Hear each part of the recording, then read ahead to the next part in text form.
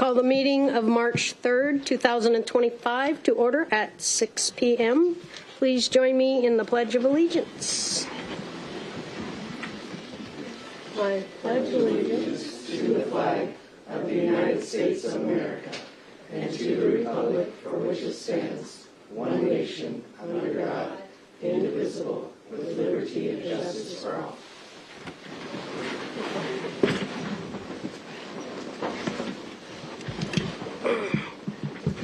All right. Call on David Barnes for our invocation. Yes. Y'all bow your heads. Dear Heavenly Father, we just come before you tonight just so grateful and thankful for your love. God, may we all take a moment to take a deep breath and just calm from our day, from hurrying around. May we put whatever, just all the busyness of today behind us and just step into this moment in time where decisions need to be made. God, I lift up this council to you, that you give them the wisdom and discernment to continue to guide and lead and represent our community with the love and the courage that they have. And God, may you make them bold and courageous. Would you give them discernment to how they use their words, and just may this community just be lifted up tonight to you for blessing and protection. So, Father, thank you so much in advance for what you will do. We pray these things in Jesus' name. Amen. Thank you, Pastor Barnes. All right. Will the clerk please call the roll? Potato? Here. Bowman? Here. Clarigat? Here. Cole? Here. Elfers? Here. Kenna? Here. Ranky? Here. All right, 100%. Okay, moving on to the consent agenda. Will the clerk please read the consent agenda? Item number 1, Elm Street Sidewalks Construction Change Order. Item 2, Resolution number 1714, Interlocal Agreement for Inmate Housing with Score Jail. Item 3, Approval of the meeting minutes from the February 18, 2025 regular council meeting and the February 24, 2025 study session. Item 4, Hobbs Alley and Heritage Park Phase 2 Construction Contract Award. Thank you, Michelle. Deputy Mayor Bowman, would you please make a motion to adopt the consent agenda? Yes, I would like to make a motion to adopt the consent agenda. Thank you. Do I have a second? I'll second that. Seconded by Councilmember Elfers. It's been moved and seconded to approve the consent agenda. Would any council member wish to remove an item? Seeing none. All in favor? Aye. Aye. Any opposed? Passes unanimous. Okay. All right, tonight we have a public hearing. I open the public hearing on ordinance number 2922, updates to multifamily tax exemption code SMC 3.52 and residential target areas at 603. Okay. I call on Economic Community Development Director Orion Windish to address the topic. Thank you, Mayor Hayden. City Council, thank you for the opportunity tonight to present on ordinance number 2922, which would amend the multifamily tax exemption program for the city of Sumner. And I just want to go over a couple things tonight about the proposal, give you a little bit of background on the multifamily tax exemption program, the overview of the ordinance, and then touch on some of the development and fiscal impacts around MFTE, and then our next steps. So just a little bit of background on the multifamily tax exemption. It is a tax exemption for both affordable and market rate housing, and it is what I think is one of the best tools in the toolbox when it comes to incentivizing affordable housing. So currently, so the way it works is a developer comes in and wants to develop something, and they end up with a tax exemption, It's an exemption on taxes on the increase in assessed valuation on the improvements. So if the land value's $4 million and they do $10 million worth of improvements, then going forward for either the 8 or 12-year program, which is what Sumner has, the developer or the owner of that property would not be paying a property tax on the improvement value. So $10 million, they wouldn't be paying taxes on that. And you can imagine, if you run the numbers, that could be a good deal. So the current code has an 8-year tax exemption for market rate properties and a 12-year tax exemption for those properties that provide for affordable housing. They have to provide at least 20% of the units as affordable to low and moderate income households. It can also apply to conversion and rehabilitation of units, so long as you increase the number of units by at least 4.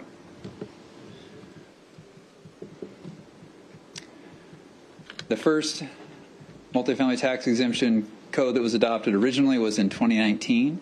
It was following the adoption and updates to the city's town center plan in 2018, and it allows for both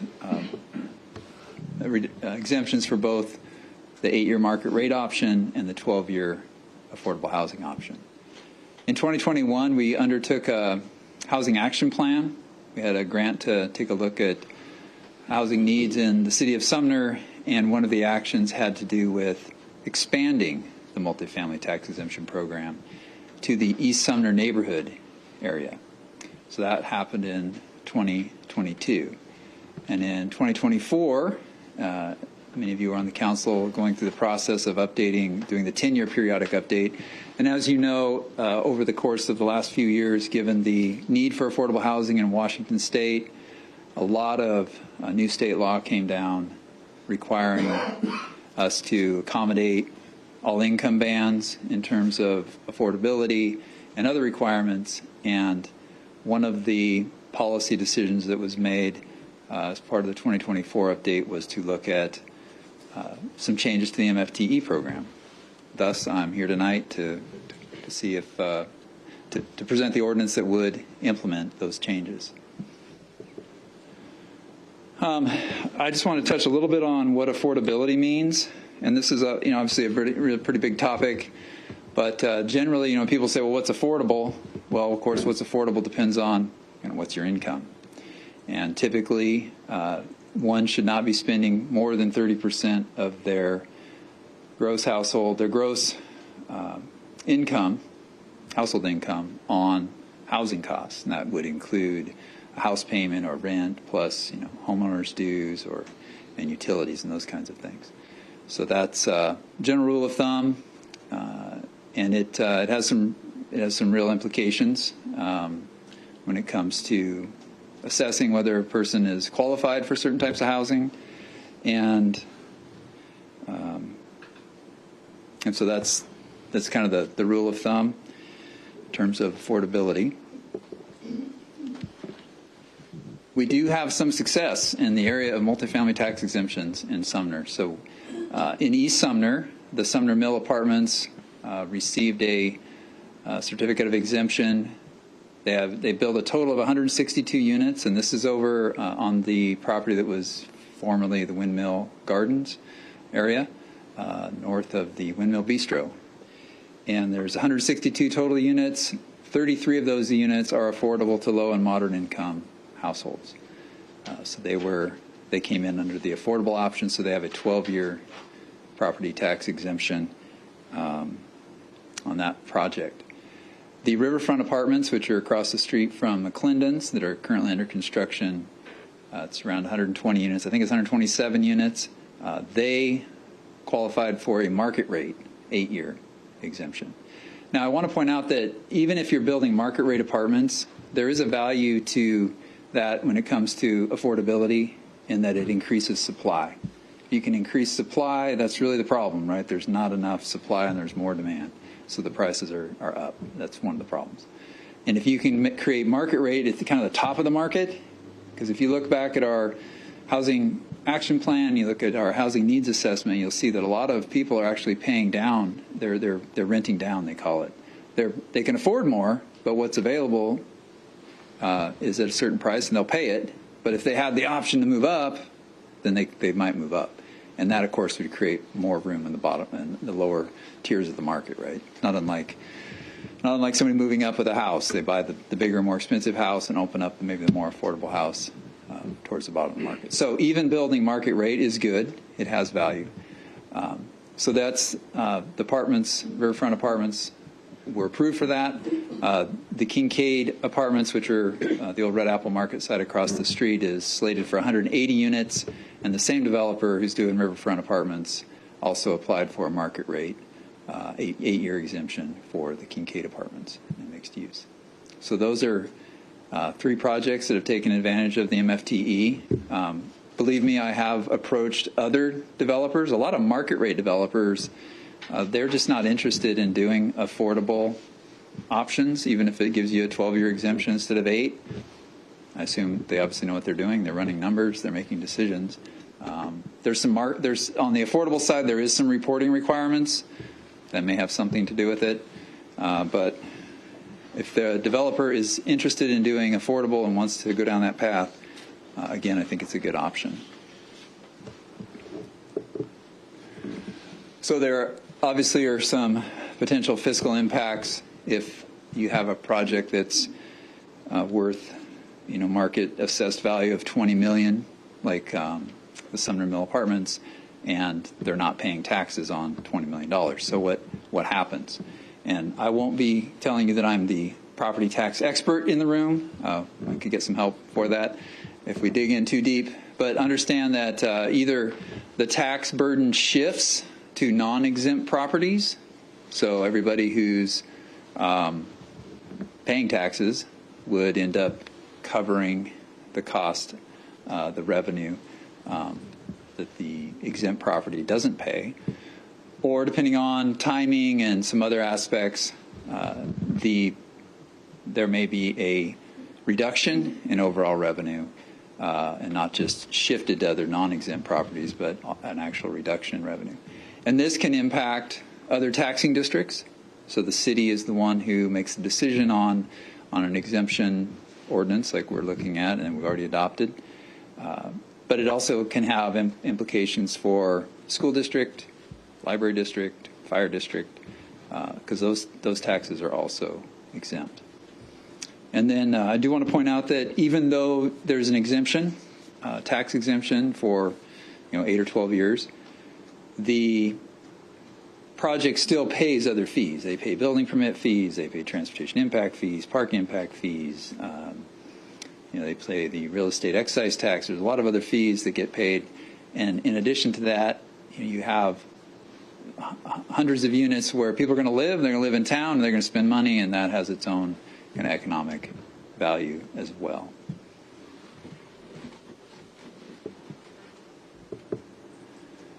Let's get down to some of the nitty-gritty here in terms of what's actually in the ordinance. So the ordinance is proposing to increase the multifamily tax exemption area in the East Sumner area. So the original boundary that was approved in 2022 is the green boundary line, which took in really, you can see Sumner Mill on the north end of that line, up towards the top is in that area. See the YMCA, and on the left side or the west side of the YMCA, there's about 200 to 300 units that are proposed. They're not multifamily tax exemption units, but I'm just saying this is an area that we thought was good for the demand for future development. Expanding it opens it up to a few more parcels. You can see the old QFC would be in there. So the idea is that we would expand it to the full boundaries of the East Sumner neighborhood area and add a few more properties that would have the potential to take advantage of the MFTE. So in East Sumner, I want to be clear because I don't think I was, only the 12-year affordable housing option is available. The 8-year is not available. The reason it was available in the town center was to spur development. We also had, at the time, some traffic impact fee advantages if you were in the town center, because we've been trying to make that a desirable place for development around the train station and the historic downtown. So the ordinance would change from the green lines to the blue to the red lines in terms of an expansion in East Sumner. The other major change in the ordinance is to actually remove the 8-year market rate exemption from the town center and only allow it for affordable. Kind of the reason for that is obviously it worked. We're seeing a lot of development happening, a lot of units coming into our downtown. This would just kind of, if the market is there, then it would push towards affordable units if we allow the multifamily tax exemption to only be allowed for affordable projects in the town center plan area. And that's really it. Happy to answer. Thank you, Ryan. Happy to answer any Jeff, questions. do we have anybody online that would like to speak on this topic? Seeing none. Mayor Hayden, we did have one person who has signed up in the audience. What's that? We do have one person that signed up to speak to this. Oh, okay. Randall Adams, 15013 63rd Street, Court East. Right. That was my next. If anybody in the audience wants to speak on this. Randall Adams. Actually, thank you, Ryan. I thought that was very clear, and I appreciate your presentation. One of the things that I think we need to grasp on this, and you were working on it with your traffic, the expenses for your streets and your traffic stuff last week, and that is the impact that having no taxes on the construction, the cost of the construction. So if you have a $2 million piece of property that has a $20,000 complex put on it, you're not going to get taxes on that $20 million, but you're going to have an awful lot of impact on your infrastructure from those people driving to and from. And so that's the only thing that I wanted to bring to your attention. You know, it's kind of a 6 one, half a dozen the other. And for clarification on the section over by the railroad station, were you saying you're removing the 8-year potential for there, and it has to be 12? So in order for someone to build apartments there, they have to have the low-income housing available? If they want the exemption.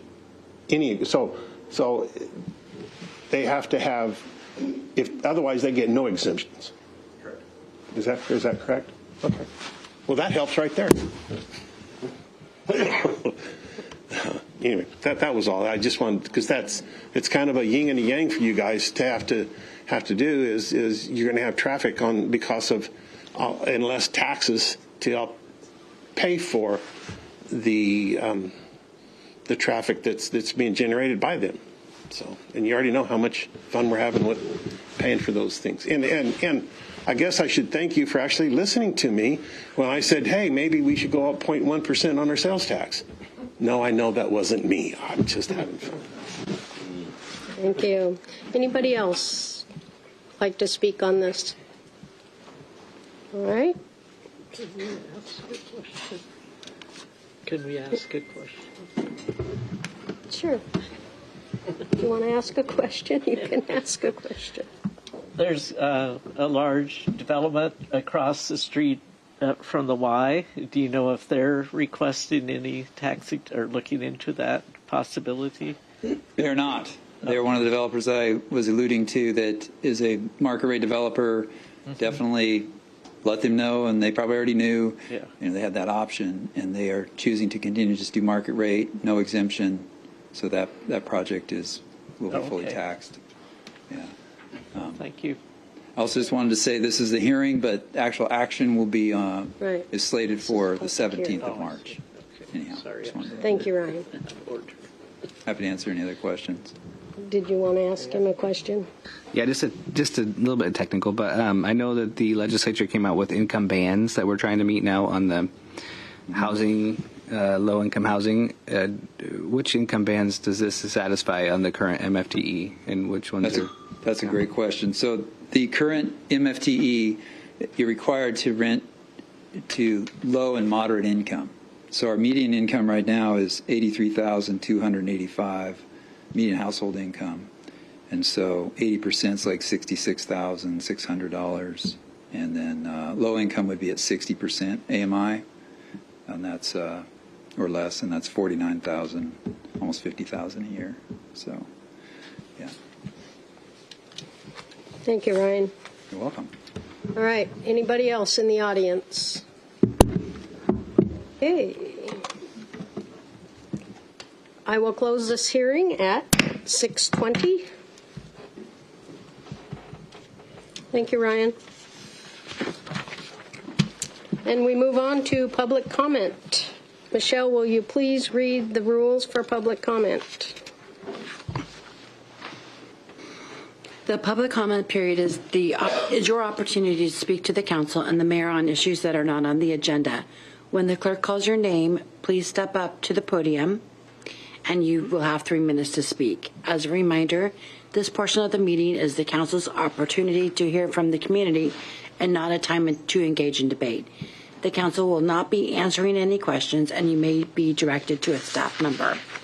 And Mayor, we do have one person who has signed up on our sheet, and that again would be Randall Adams. All right. Randall Adams. Thank you, Michelle. I hope you all got my comments for the February 18th meeting. They're not in the minutes, so I hope you got them. They were on a rather large PDF, so I apologize if you couldn't open it. I have resent those to you again today so that you can look back at them. But I do have some other ones for today. Number one, the city attorney states that the second deed is invalid. The Ryan heirs, in responding to a request from the city, agreed to sign a second deed that allowed the city to have a museum or a park on the parcel. Now, yet after 46 years, the new legal representative of the city states that the city erred in requesting that new deed. So the second deed is invalid. Additionally, the communications director has in taped sessions represented all the efforts that city had to go through to contact the heirs, a process described as herding a bunch of cats, further proof that it indeed was the city who sought the changes to the second deed, not the heirs. Further proof is the attorney representing the city, Gordon Scraggin, actually signed an excise affidavit and had the deed recorded in December of '96, a 17-year lapse in efficiency, if you will. So if that second deed is valid or was not, you were out of compliance with the first deed for 17 years. You did not have a library on that location from 78 through when the second deed suggested you didn't have to have it. And if the original deed is that which applies, certainly you've been out of compliance with that for 46 years. There has not been a library since the late 70s. I think it's time that the city should prove why you still believe that you are the owner, because you have not had that library since 78. That was a requirement of the deed. WJE has even represented to us that some of the representations on Sumner Connect is not an accurate representation of the condition of the home. We have no idea because we've never been allowed to go in and actually pay for somebody to verify it. Are you going to attempt to develop and evaluate revisions to your demolition to mitigate the adverse impact of your actions as stated in the letter from DAHPDU, or is that just something that we just blow right by and that's just their thing, we don't have to worry about it? And then for me, why is it the city continually puts itself in a position to, in essence, seek litigation? Why do we do that? We've already shown that can cost us money when we're not accurate on our interpretations. Thank you. Your time is up. All right. Anybody else in the audience? Marilee? You go. I guess that's Marilee now. What's that? Go ahead. Oh, okay. Yeah, so Nick Bierman, 5802 Parker Road East. You all know where I live now. So let me just say, it's easy to complain, right? And many of us have been here speaking many different times about the Ryan House.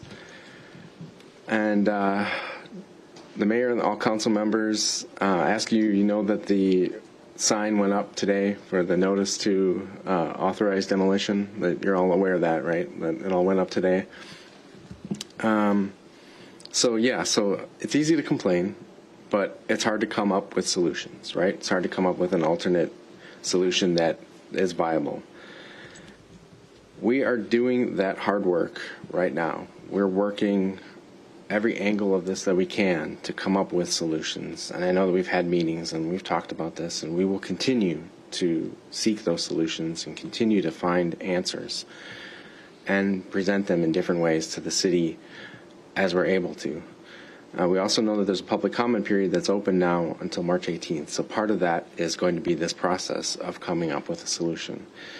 So people who do complain, people who are essentially instructing the city what their opinion is on how to handle the situation. We invite you as the city, the council, the mayor, have them talk to us, have them work with us. We're the Save Ryan House group. We are trying to come up with these solutions. Bring them to us. We want to sit down and have these discussions with those particular people who are very vocal about how this should be done. We want to talk to them and come up with the actual answers that we can use to make this happen. We want people who are, instead of complaining, we want people to be part of that solution. So that's what I'm asking here today is let's continue to work together to be part of the solution, as hard as that can be. Let's keep working together, and we can come up with answers. We can come up with a path forward. We're going to keep doing that, and anybody who is coming to you saying, do this, do that, they should come to us, and we can work with them on making that happen. So thank you. Thank you. Marilee.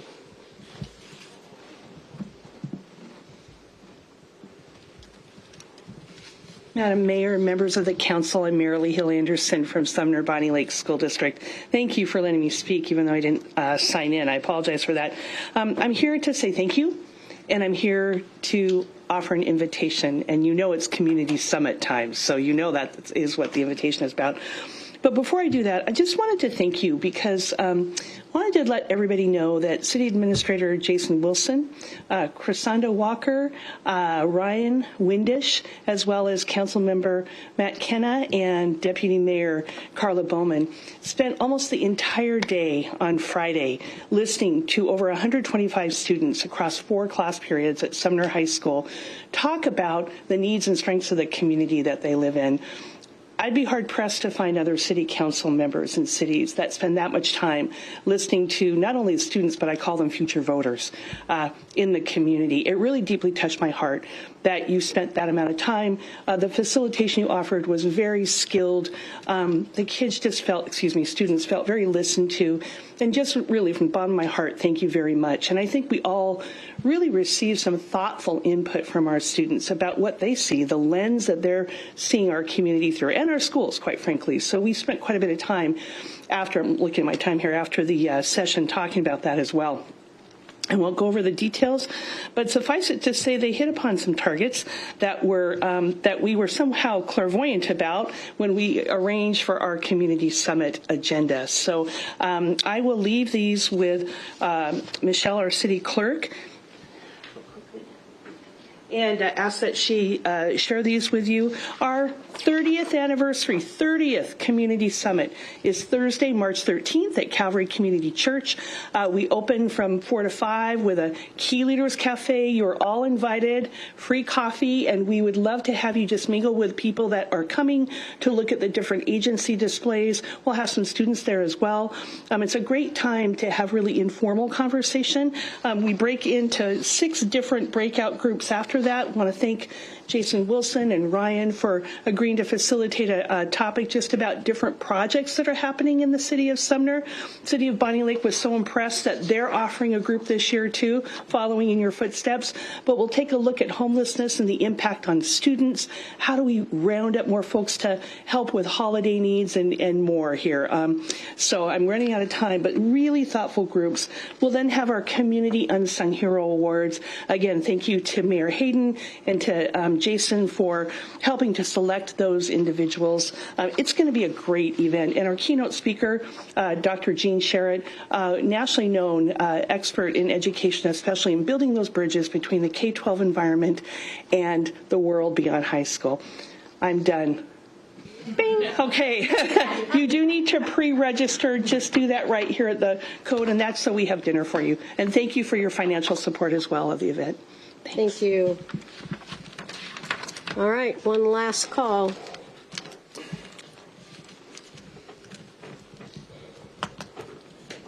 Is State it your on? name and address. Now it's off. It's on. Okay. Tina Burnett, 228 Sumner Avenue. I try not to be negative all the time when I give my comments, but I'm just really frustrated. You spent the last year telling us we needed to come up with $2.2 million to save the house in cash.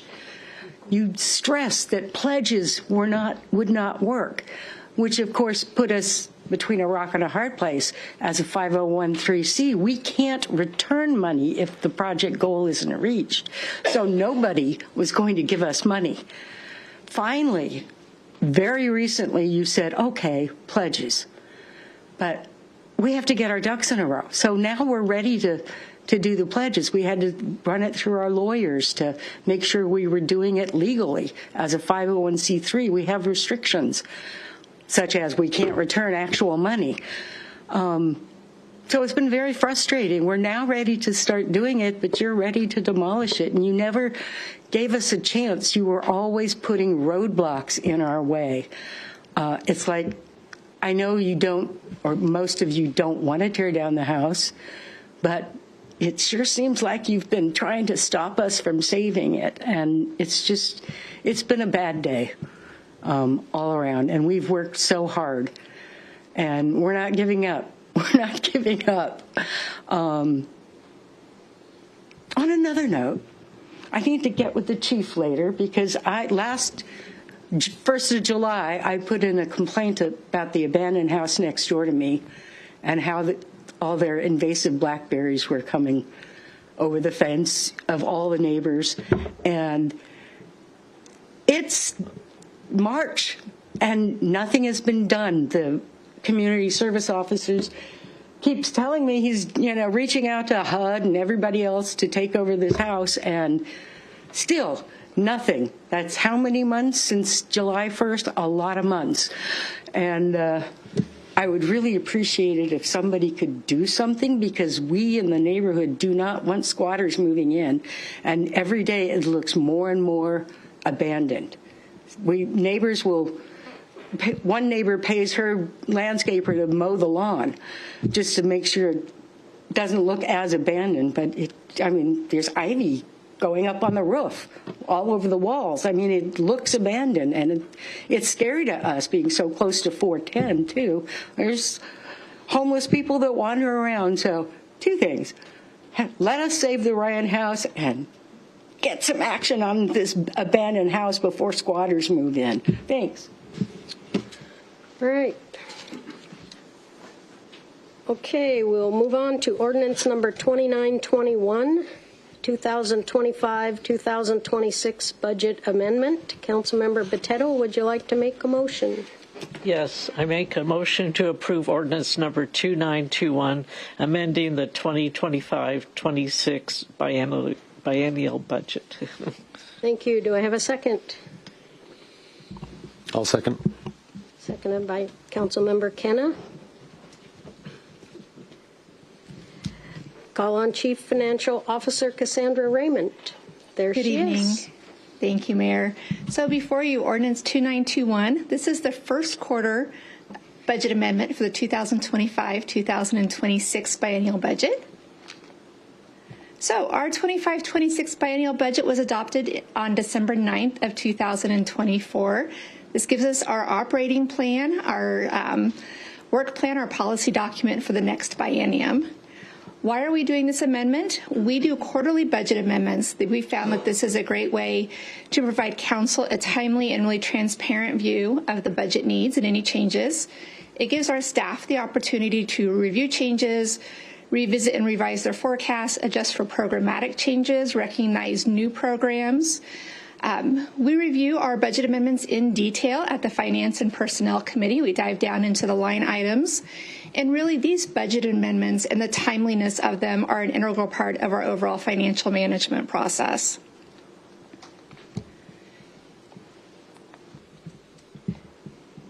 This amendment at a glance, I will say, prefacing getting into the detail, the theme tonight is carryovers and new programs. So these are things that have changed since we adopted the 25-26 budget back in December.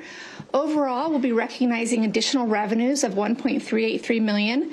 That includes $37,000 of a transfer in that's offset by a transfer out from another fund. And then recognizing total expenditures of $5.542 million. This is not necessarily additional expenditures. Again, the theme for this evening is carryovers. A carryover occurs when we had funding appropriated in the prior budget biennium. By policy, all of our appropriations lapse at the end of the budget. So these were appropriations that were programmed in but not spent at the end of 2024. Generally, the reason for that is project timing. If there's a project that was budgeted for, but because of just timing, whether it's bids or design or however it works out, it moves into the next year, then we formally ask council to carry those funds over from the previous biennium into this new biennium. In the general fund, that's what we see in both of our line items, carry over for Bonnie Lake Court Services. We contract with Bonnie Lake for our municipal court services, and they did not invoice us for the full year. So they've now invoiced us, and we just need to pull over that appropriation from 2024 into 2025. In addition, in community development, there was an additional $20,000 that was reserved for professional services for the comprehensive plan. As we move into the 2025 comp plan amendment process, that department director has asked to carry those funds over to be available in 2025. In our special revenue funds, we start off with our Complete Streets Fund. This is Fund 103. The Complete Streets Fund, this is funded by the Transportation Improvement Board. So we have a sidewalk repair program, again, carrying over funds that were originally budgeted in 24. And then the Main Street crossings, this is a new grant. This was awarded after we adopted the budget in December. And so we'll be recognizing both the revenue, again, coming in as a grant from the Transportation Improvement Board, and the offsetting expenditure. In Fund 106, this is our tourism fund. If you recall, City Council approved an expenditure to do our street treat program on Main Street. The timing of that coming in the winter, needing to move that over into spring, we're asking to carry those funds over into 2025. In Fund 302, this is our sidewalk capital fund. We have ADA improvements that were programmed just due to timing with contractors and just a variety of construction timing. We're asking to pull $50,000 of that unspent money from 2024 into 2025. Fund 325, this is Facilities Capital. This is actually a new grant that was awarded after we adopted the budget in December. So this is City Hall solar panels. This was a state grant through the Department of Commerce. And so recognizing the revenue, the grant revenue, and then the expense to add the solar panel array onto here at City Hall. In the utility funds, in Fund 401, this is where the bulk of it is, and these are carryover projects. So this is carrying over $2 million of unspent 2023-24 funds for our earthquake control valve project, and then also carrying a little over $1.5 million in unspent appropriation for our tank painting. In the sewer fund, we'll be transferring to Fund 551 for additional access control and intrusion at our treatment plant. That's a transfer to information technology of $37,000, and that's an additional scope of that project as we've kind of refined that cost estimate. These other three items really are all related. We have some personnel changes in our treatment facility. We're accelerating the recruitment of a position that was originally intended for 2026, as well as bringing on an additional position. These are really designed to offset the impacts of a retiring superintendent, as well as two full-time employees that will be going out on a variety of leave this year. So that's an additional $390,000, recognizing that's an increase to that budget. What we've done is eliminated the seasonal labor, which is a savings of $60,000. As well, because we're implementing those personnel changes, we'll be eliminating the building study that was due to review the personnel to offset that, and looking at that kind of as we recruit for that superintendent and as all the personnel changes kind of settle in and take place. So overall, the additional expense to the sewer fund is about $86,000. In Fund 551, this is information technology, access intrusion controls. City Council approved $120,000 for that out at the treatment plant in the 2024 budget, just due to timing as the vendor was really working through the schematics and the plan for that. That's been delayed until 2025. So we're asking to carry over the $120,000 from 2024, and then recognizing the transfer in of $37,000 in that expense from Fund 402. So that's where our $37,000 transfer and transfer out comes in place. Finally, in Fund 555, this is fleet replacement. We have 2 patrol cars that are scheduled for replacement in 2025. These were not included in the budget. It was an inadvertent miss. We have been accruing the replacement funds for these, so the funding is available. We just need to appropriate authority to purchase those 2 vehicles. I am happy to answer any questions. All right. Any comments from the public? Nope. Seeing none. Any comments from council? Go ahead, Andy. Hey, thank you for explaining that. Hey, I just had a question on the sewer fund. Can you just tell me a little bit more about the, it was a building study? Is that something we're going to have to do later at a different time? We just eliminated it this year, or is it something we do on a regular basis? I would actually defer that question over to either Mr. Coaster or Mr. Steffens.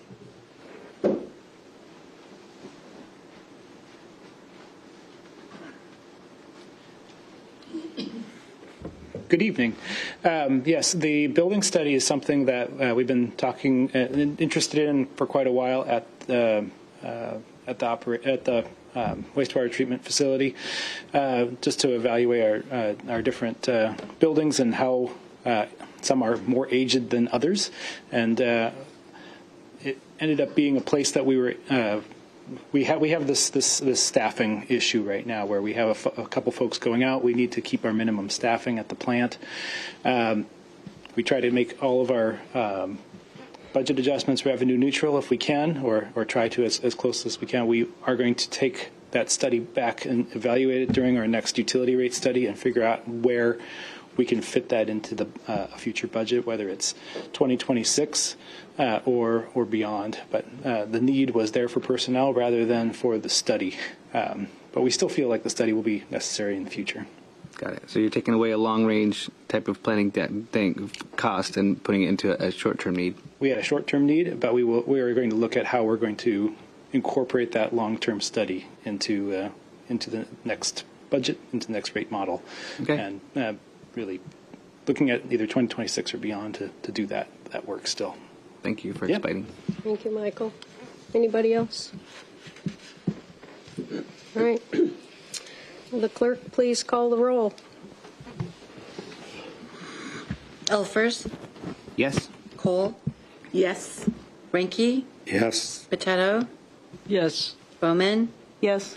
Clariget? Yes. Kenna? Yes. Pass 7-0. Thank you very much. Passes unanimous. Okay. We are down to reports. Councilmember Ranky. Thank you, Mayor. I have a couple things just from last week or so since last meeting. Wednesday, I attended the Economic Development Board Luncheon Awards in Tacoma with several other people here. Did the top 10 Excellence Awards and then the Golden Shovel. A bunch of businesses that are doing and thriving in Pierce County. It was good to just network and talk to other city councils, other mayors around the county. Friday, I attended the Association of Washington Cities Elected Officials Essentials Forum, which is all day in Tacoma. Myself and Councilmember Clairgett went. A lot of good topics and subjects with city attorneys and other city people, mayors, just legalities of city council. I noticed on my walk this last week, the wooden main electrical boxes got wrapped, which look very nice, I think, and it's kind of a trend through many cities I've seen all over the place. Today at 4, we did the ribbon cutting at the Public Works facility. It's going to be a pretty big, fantastic facility for the city. And then just the last thing I'll say, and I don't want to go off in the weeds too much, but I got several people this last week. I know we all got our 2025 property taxes, and a lot of people were a little shocked at what they were. So some people contacted me. I ran into some friends and other people, but what I guess some people think the city gets that money, and the city gets very little of that money. So it's the school district, the fire district, the library. We're all new, voter-approved levies that basically made those increases. So I just want to say to the public, anybody's watching out there, the city doesn't get all that money. And I just looked at mine. I'll just say for mine in Sumner, the city gets $342 for my tax money. The county gets $348.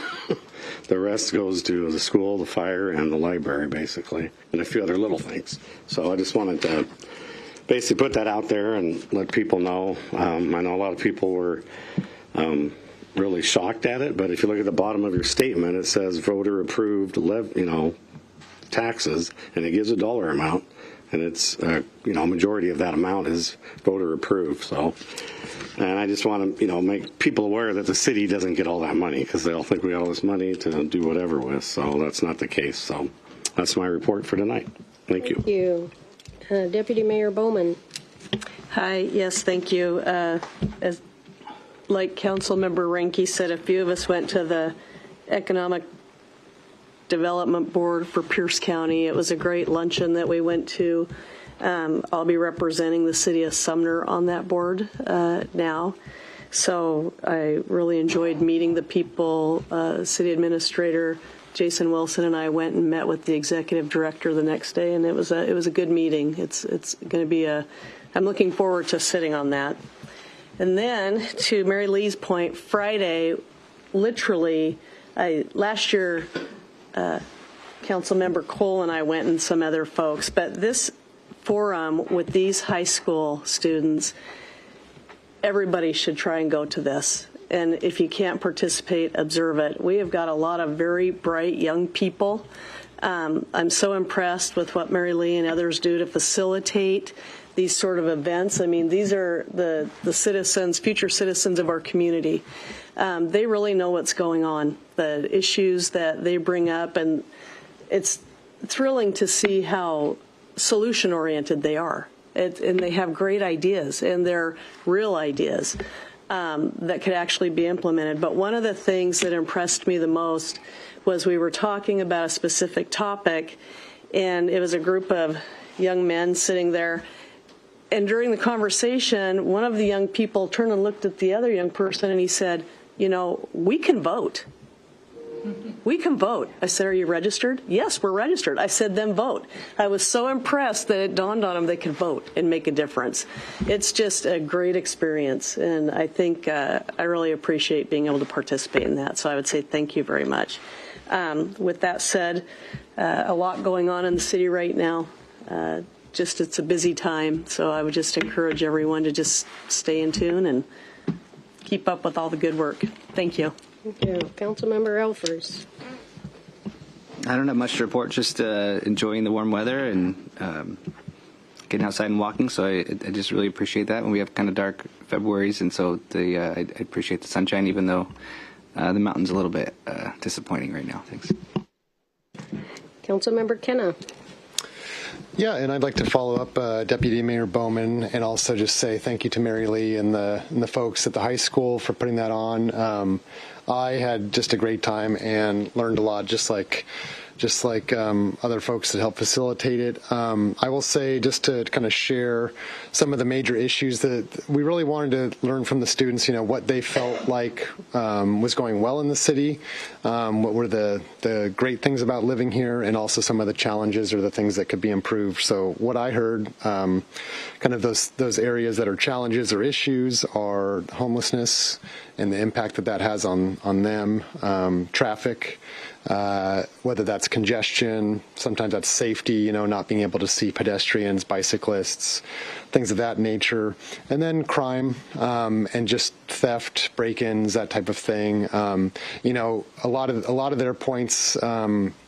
A lot of those kids, they go over to Fred Meyer, Starbucks, the restaurants over there after school, before school, and a lot of the conflict happens over in that area. So, something to consider. I go to Starbucks, I go to Fred Meyer, and seeing it from my lens, I don't see too much of a problem. I see issues pop up. Traffic's an issue there.